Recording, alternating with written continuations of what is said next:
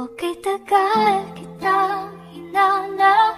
Okay, tagal ko rin nangarap na makapiling ka, oh aking mahal. Good morning sa ating lahat mga kayakap. Andito naman po ang inyong lingkod, Kuya Ken's TV. Kayakap mo sa hirap at ginhawa. At ang ganda po ngayon ng panahon mga kayakap.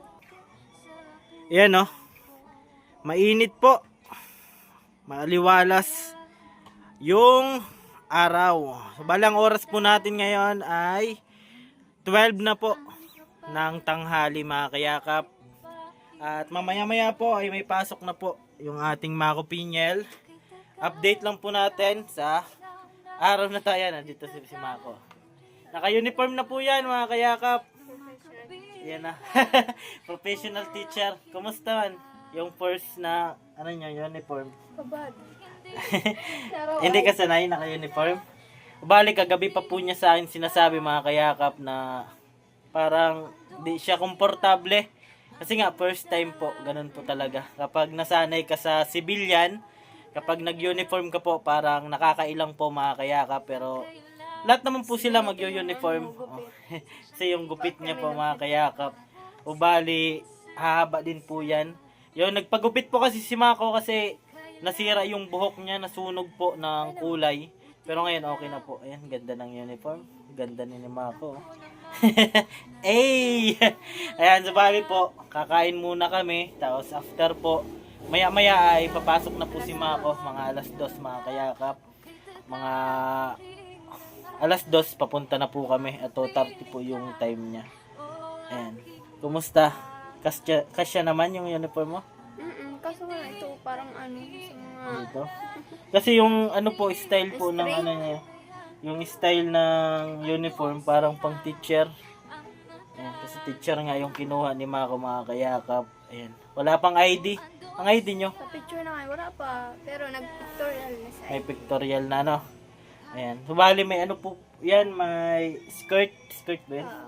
Skirt, tsaka isang pedal, tsaka ano po, ito, blouse. Pedal ba? Ano to? Pants. Pants. Ayan. Bali, complete uniform na po yan. Matagal na po mga kayakap. Ayaw lang, Hindi na din. may P na rin. PM. P uniform po mga kayakap. So, bali, matagal na po niya na-claim.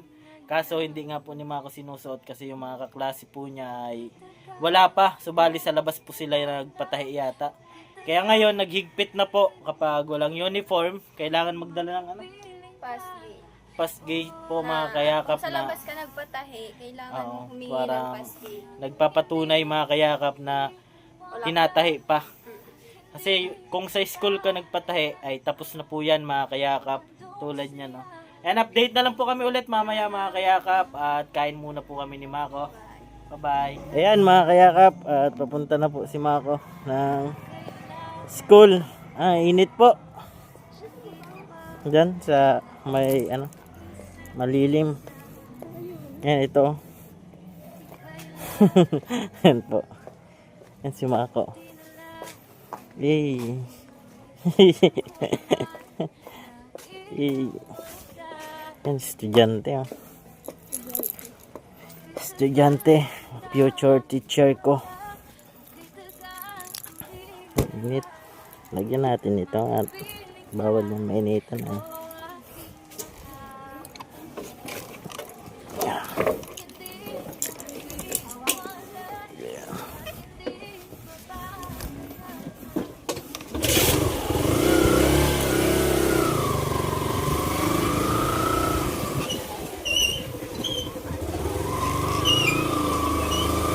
Yan mga kayakap, pasok na po si Mako sa oras na alas 2:20.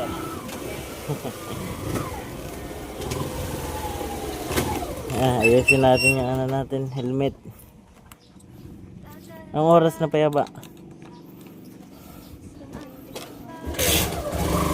Diretso na tayo. Okay.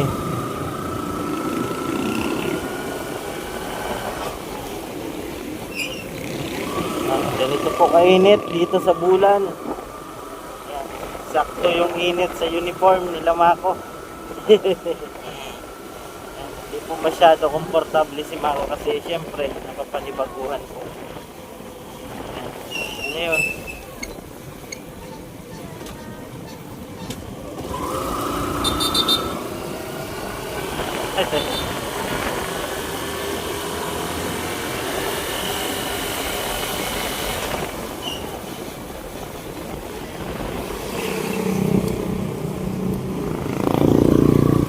Private po si Mako, papasok private school.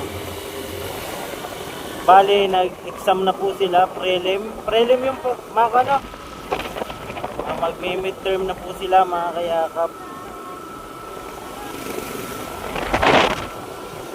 Kaya, talagang todo, ano si Mako, sacrifice sa mga puyat. Kasi madalas po silang gumagawa ng ano, visual aid, activity, may mga online po sila mga kayakap, kaya kahit sa bahay po nagawa pa din po si Mako ng mga activity.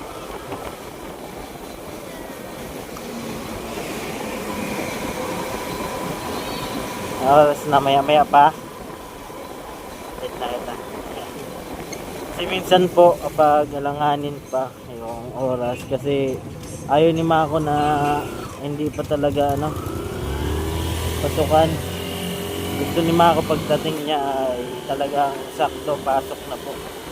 Kasi may ano po, may alauna po na time. Ayan, ibang section po. Bali sila Mako po ay mamaya po, alas 2:30. Yan no, pamangkin ko dyan po. Yan ano.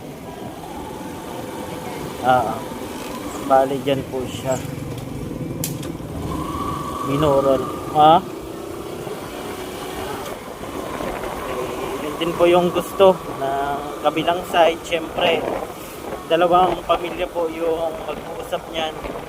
Yung sa tatay tsaka sa nanay. Gusto po ng kabilang side. Dito naman po, pag last night.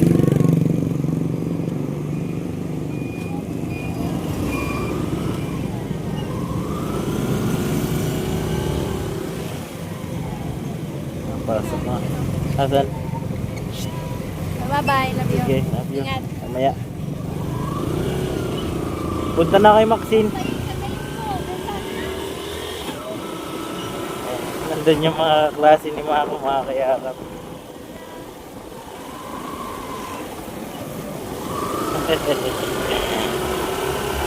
May mga ka-close na siya. Kapag ilang araw po na suot-suot ni Mako yung uniform, syempre masasanay na po yan.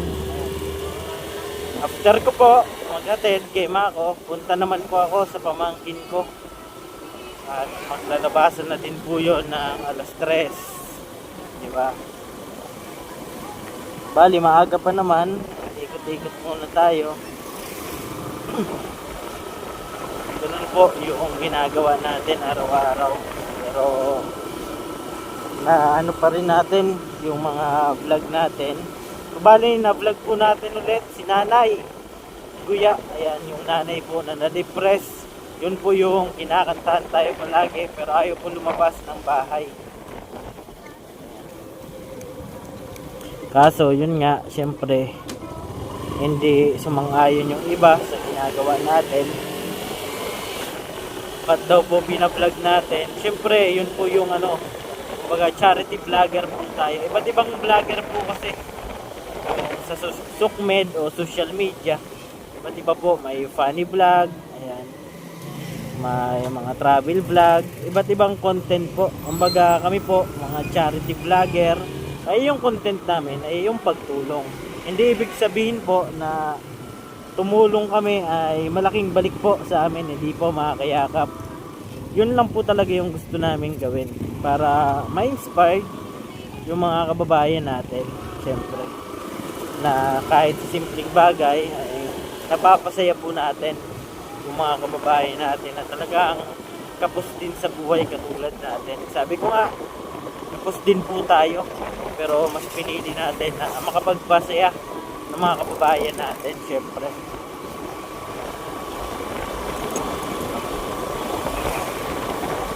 Bali, maya po, mga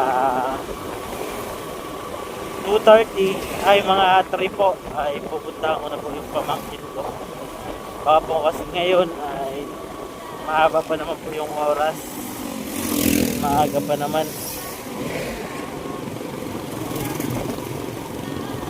Doon si Joshua, daanan natin, sumama naman po yata sa burol sa sa libing. Si Joshua yung napablog natin na madalas sa sentro. Kaya nandun naman po, sumama yata sa libing. Init mga kayakap.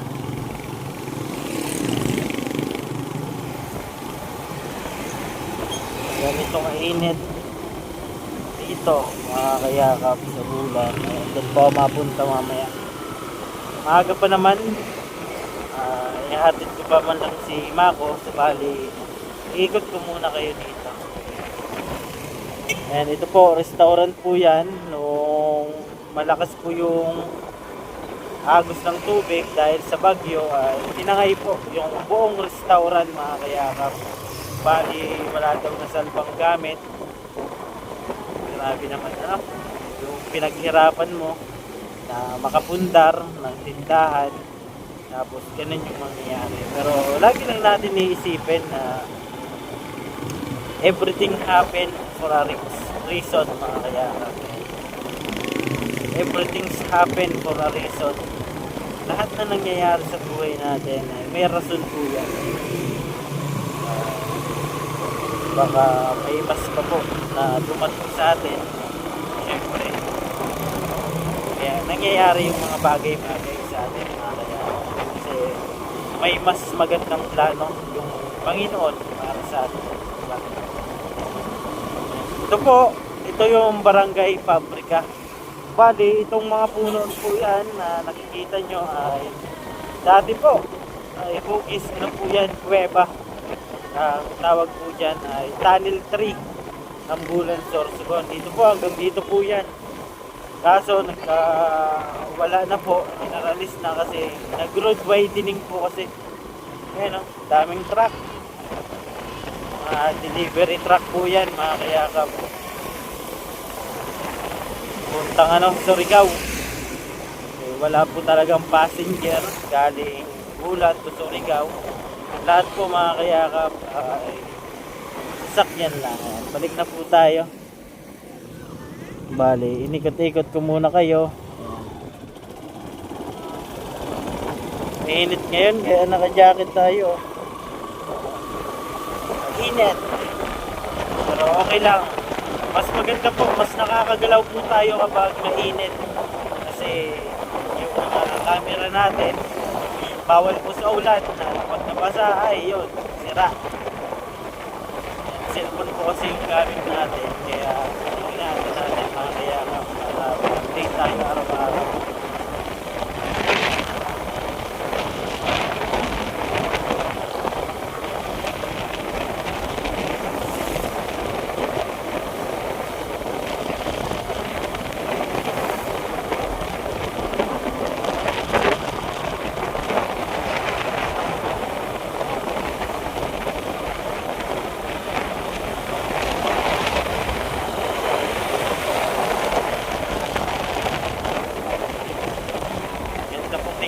Kapag lahat naka-helmet.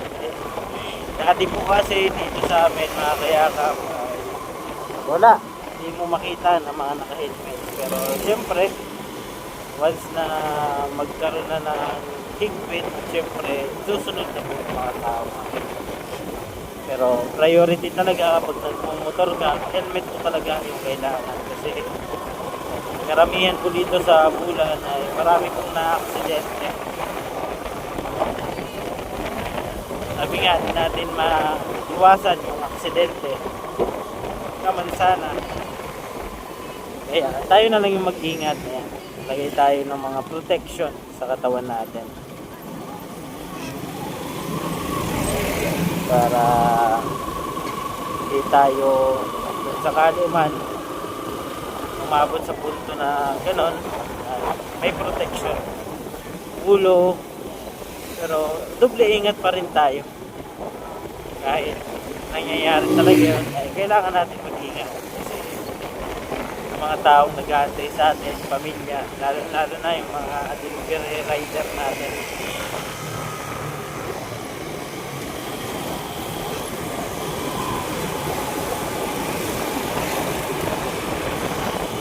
Naayos po yung yung sementeryo, civil cemetery po mga kayakap.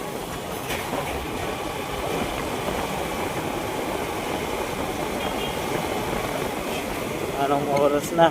Tingnan muna natin yung oras para okay na, hindi punta na tayo dun.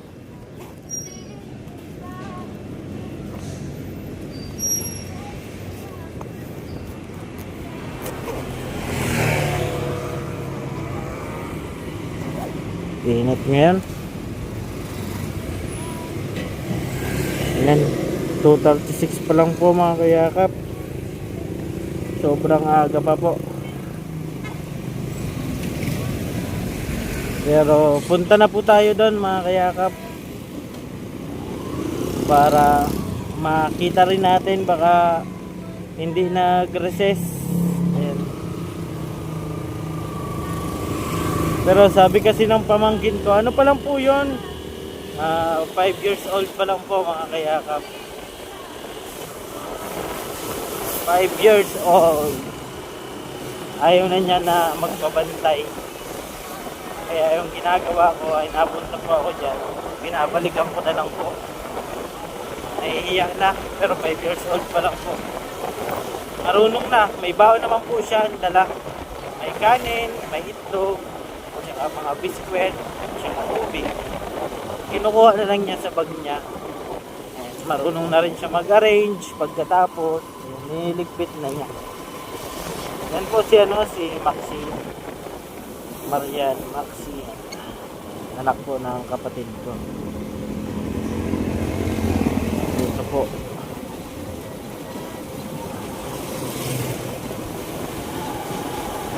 Yun. Yan pa. Patay. Gabos. Palabasin muna po natin mga kayakap yung patay. Ayan. Hindi po tayo dyan makakadaan. Saka respect na rin po syempre sa patay.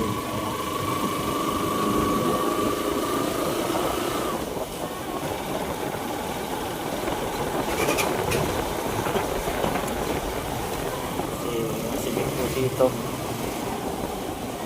respect po natin yung patay mga kayakap.